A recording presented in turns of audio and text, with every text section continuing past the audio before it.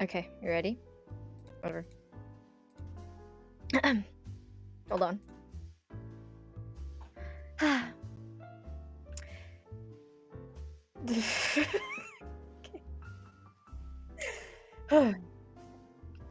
It was a normal day in the Nijima household. Sai was out for work, and Makoto stayed home, studying in her room.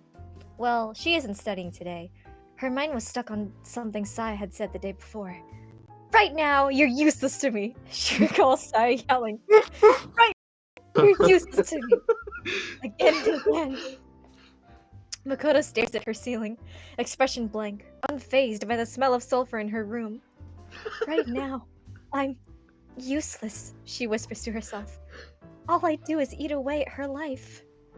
Unable to get up from her bed, she decides to fall asleep for the night. She thinks to herself as she drifts off, I wish I could be useful to someone. Her eyes shut at 8:33 p.m. She fell asleep 10 minutes later, laying on her side with an arm tucked under her pillow, legs huddled up to her chest. She gets her full 8 hours, of course, 6 hours of deep sleep and 2 hours in REM. She wakes up after her slumber, stretching out her arms and rubbing her eyes. With one peek at the clock, she immediately jumps out of her bed in a panic. Wowie zowie! I'm late, she cries. I really am useless!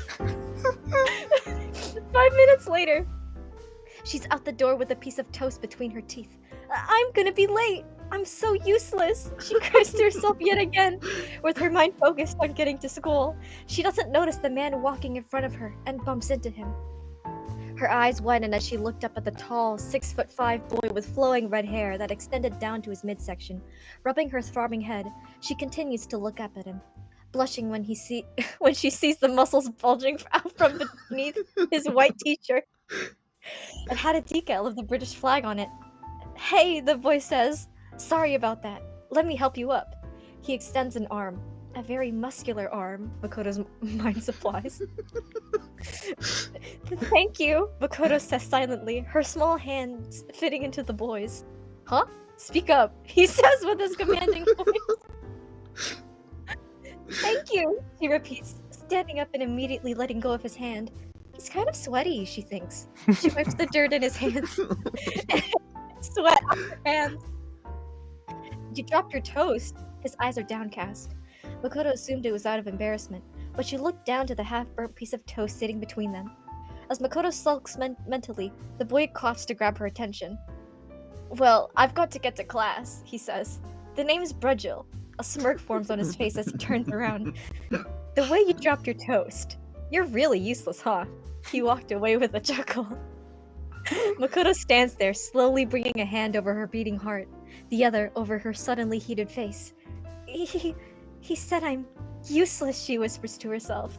Her thoughts surround her, a newfound crush in her head. I hope that's not a terrible thing to him. Again, stuck in her mind, she doesn't notice the boy reappearing in front of her. I never got your name, he states. Also your number. Then he winks. Makoto's heart flutters. It's awful. Makoto! Makoto Nijima! She nods, hoping the red tint of her cheeks isn't too obvious. Oh, and here's my number. 812 001 7177. Mine is 441632 960067. Bruhgil smiles. Okay, time to go. For real now. Bye-bye. He turns around again to walk away. Makoto decides being late wasn't so bad. Sure, she gets scolded, and her position as student council president is threatened, but she met Bruhgil. During lunch with the Phantom Thieves, she stared at his contact page. It had no photo of him, but she could imagine him being there.